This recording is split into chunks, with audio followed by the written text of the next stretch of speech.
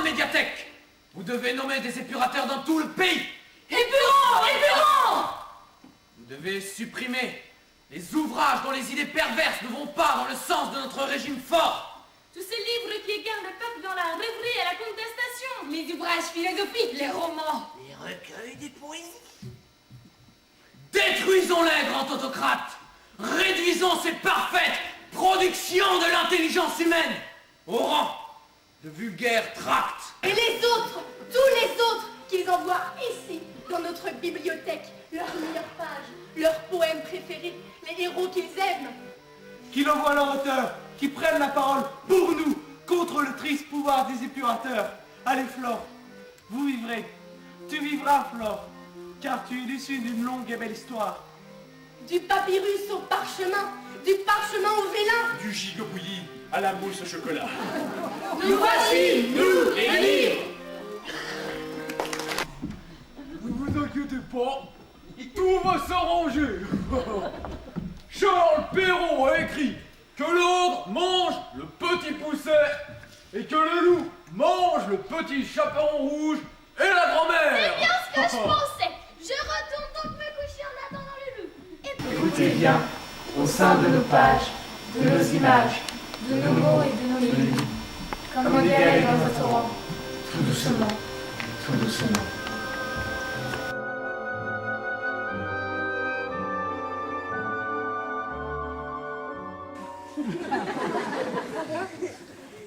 Alors, elle sera jouée à croquer, je ne dis pas, mais là. Allez, mange, désolé. À toi, mon vieux. Vous n'avez pas de demoiselle pour moi. Il est court, il est beau.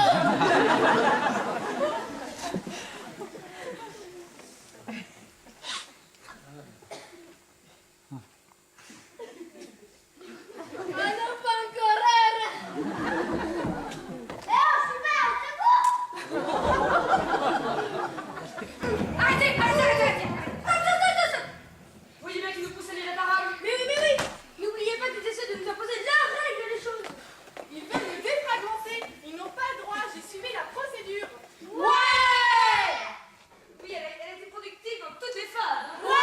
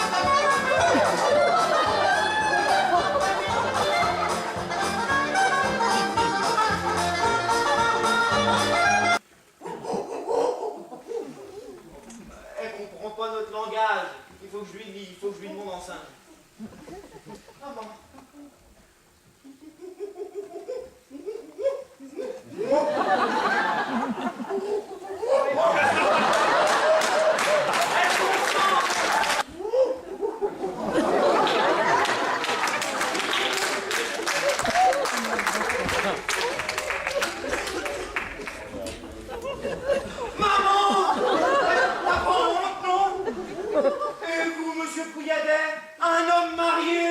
Oh,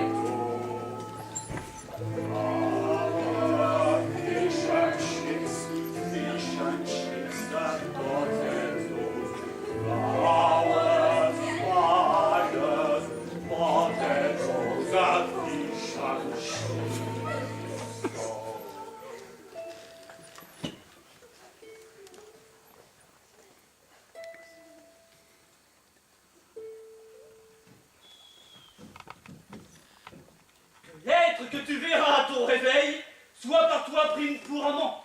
Aime-le et languis pour lui, quel qu'il soit. Once, chat, ours, léopard ou sanglier, au poil hérissé. Que celui qui apparaîtra à tes yeux quand tu t'éveilleras soit ton chéri.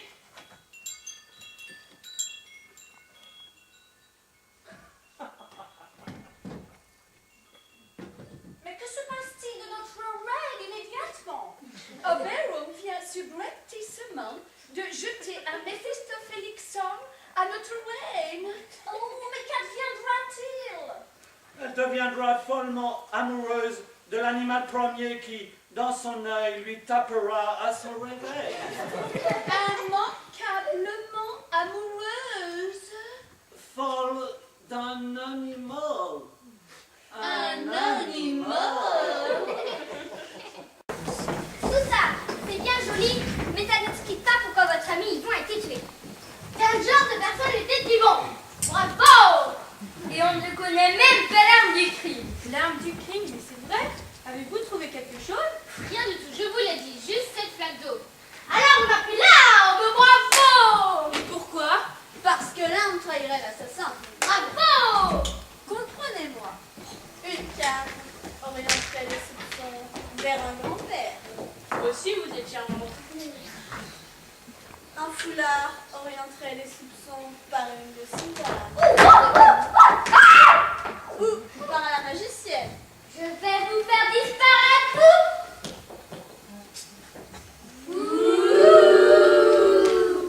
Madame, préparez-vous. Voici votre immensissime médecin qui entre. Ah, monsieur, je suis ravie de vous voir chez moi. Et nous avons grand besoin de vous. Hippocrate dit que nous nous couvrions tous les deux. Hippocrate dit cela? Ah oui, Dans quel chapitre, s'il vous plaît? dans son chapitre des chapeaux. Dit, il le faut faire. Oui. Madame, le grand médecin. À qui parlez-vous de grâce? À vous. Mais je ne suis pas médecin. Ah, vous n'êtes pas médecin. Ah bon? Vous n'êtes pas médecin. Non. Elle n'est pas médecin. Elle n'est pas médecin. Non, assurément. Vous n'êtes pas médecin. Tout de bon. Tout de bon! Ah, alors voilà, vous êtes médecin maintenant. Je n'ai jamais eu d'autre diplôme. Mais j'ai dit...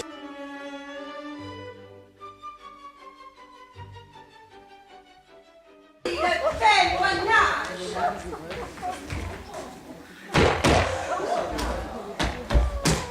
Le témoignage qui fera taire les langues effrontées.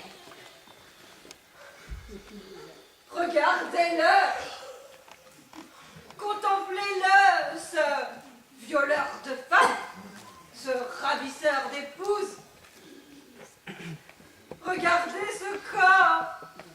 Pensez-vous vraiment qu'il puisse encore rechercher le plaisir? Et ses yeux? Pensez-vous qu'il puisse encore convoiter une maîtresse? Oh, et ses mains? Regardez ses mains. Pensez-vous qu'elles sont encore capables de caresser la gorge d'une femme? Mais dissimule, c'est évident! Croyez-le, mes seigneurs! Aujourd'hui même, le seigneur Wolfman était plus agile qu'un jeune chat! Je veux qu'on l'examine. Eh bien, faites. Faites. Non, le juge. Accédez à sa requête. Examinez-le. Torturez-le, ce pauvre vieillard. Mais j'ose parier qu'après tant de soins, il conservera autant de maladies que cette femme d'amant et que cet homme de catin.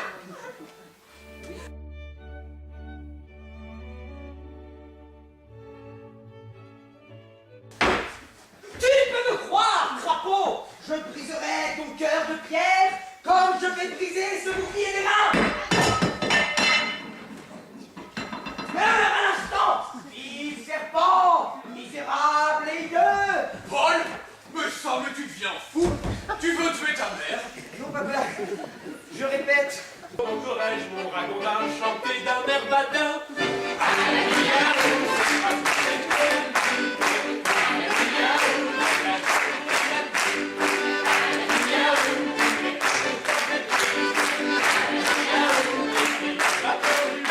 Pas les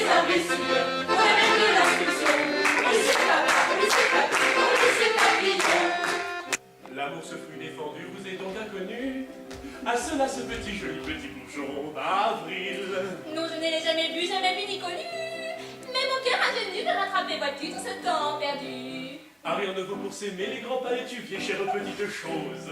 Ah, si les palétuviers vont encore pétiller, je veux bien l'essayer. Déjà le lion, instinctif, assassin, entrebâillait sa gueule carnassière. Lion, dit la chrétienne. Alors, dans la poussière, on le vit se coucher, doux et silencieux. Et comme elle était nue, il ferma les deux yeux. Quel est ce bel officier en uniforme? Pourquoi? Il nous a demandé si nous n'aurions pas préféré des vêtements plus légers. Il nous a parlé de celui d'homme Patrick qu'il trouvait plus saillant. Oh, ben il recommence. Ah. Pardon? Ah, j'avais pourtant demandé à la clinique de n'autoriser les permissions que lorsqu'il serait sûr de la stabilité de son état. De quoi parlez-vous, monsieur Monsieur? Eh ben, de l'état de monsieur Martigues. De quel état? Ben, de son état mental. Parce que voilà, monsieur Martigues est en traitement dans un centre spécialisé de la rééducation. Ah, je comprends mieux, il est malade. C'est-à-dire qu'il a des problèmes et les permissions font partie de la thérapie. Jean-François! Oui, je sais, madame Martigues, c'est très délicat tout ça, mais il vaut mieux mettre ces gens au courant, c'est quand même plus honnête. Ouais. Eh ben moi j'ai tout de suite vu qu'il y avait quelque chose qui tournait pas rond avec sa façon de parler des films pour enfants. Il n'est pas dangereux, moi. Non, il a seulement quelques lubies. Non, par exemple, il se prend pour un commandant de sous-marin atomique et puis surtout est obsédé par la nuit. Vous avez l'air de bien le connaître. Ah ben, oui, parce que je suis son médecin. Mais je sais pas, mais une chose est sûre, c'est qu'on y va vite.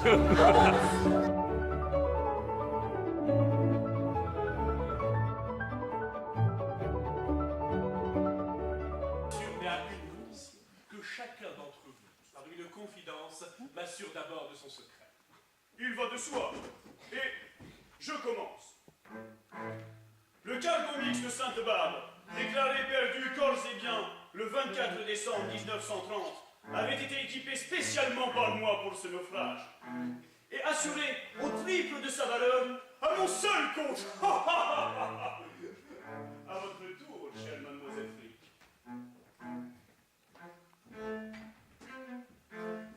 La jeune fille, nommée Chantal de Lugre, qui, le 3 mai 1927, se tira une balle de revolver dans le front, n'avait pu me rembourser une très forte somme d'argent.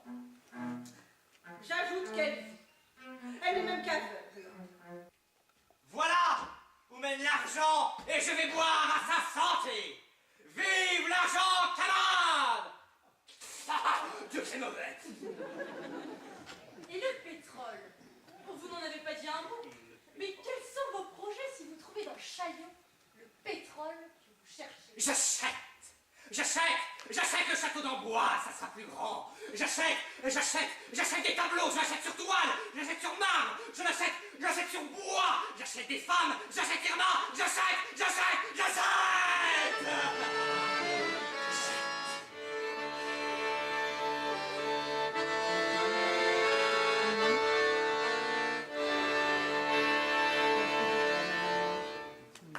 Votre nom? Agathe Dupont? Agathe Dupont de l'Allemagne! Agathe Dupont de l'Allemagne. Oh mais c'est merveilleux, vous avez une partie de cul. Oh Agathe Dupont de l'Allemagne. Oh, c'est comme deux Cardis. Oui, comme deux Lionel, deux Cardis. C'est merveilleux. C'est particulier là! Certifie et atteste avoir reçu, ce 26 janvier 1920, les sieurs de l'affût et Médard Landru. Oh,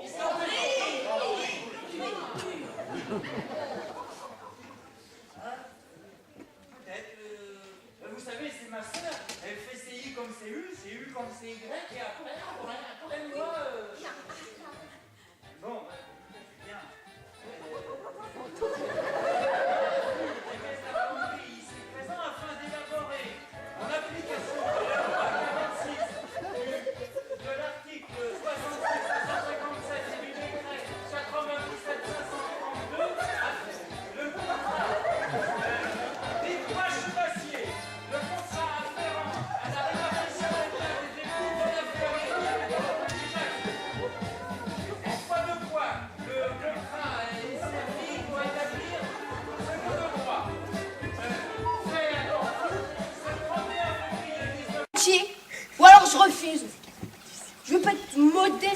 contenter d'un petit morceau si j'ai bien été sage.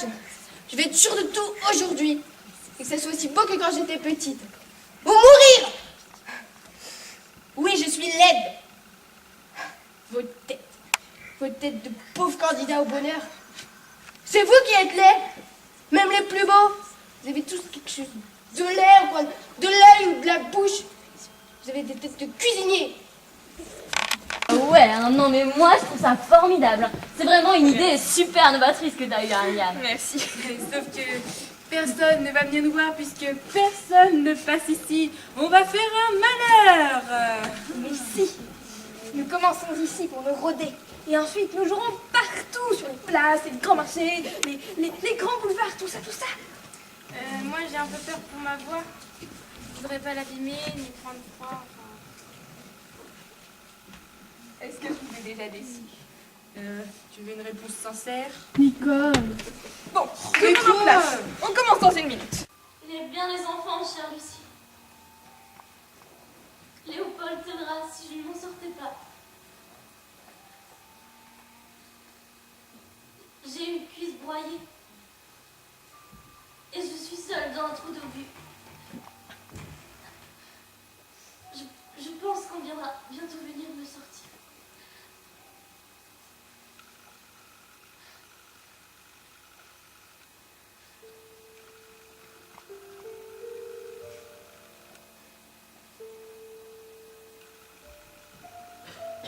La nuit s'avance.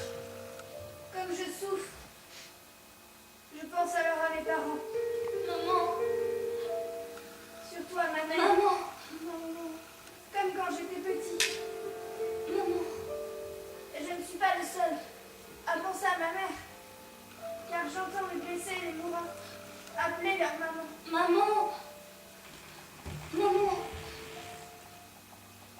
Chère Lucie. Ma dernière pensée va vers vous.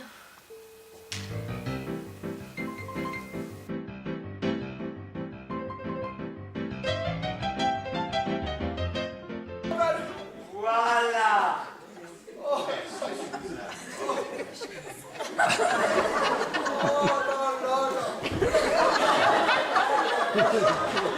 Votre veste à présent. C'est fou, mais qu'est-ce qui me se passe? Ah, je sais pas, je veux cette veste. Voilà. Vous êtes un ami, vous êtes. Oh, franchement, mais quelle situation! Moi en caleçon sur votre palier! Oh, oh. C'est pas le pire que vous faites, ça fait du bien d'être habillé, même dans ceux d'un autre. Enfin.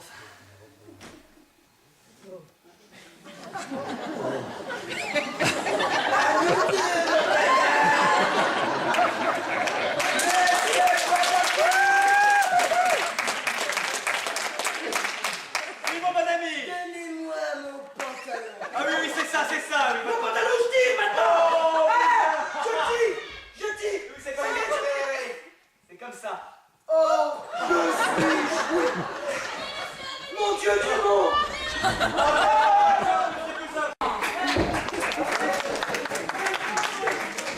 J'aimerais bien dormir, fermer l'œil de la nuit, hein. Oui, et moi j'aimerais bien aller me coucher. Ben, c'est pas le moment.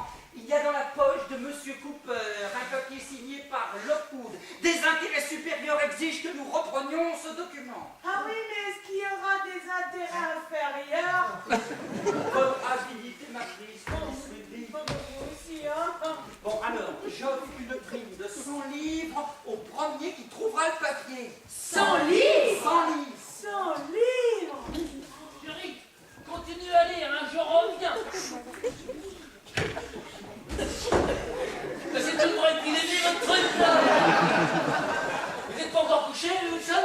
Non, en disant au revoir à Prosser. Dépêchez-vous, Prosser. Mais oui, enfin, David, dépêchez-vous, vous semblez oublier que c'est notre mini-noce. Ah bon, déjà? Pas avec vous, avec lui. Mais très bien.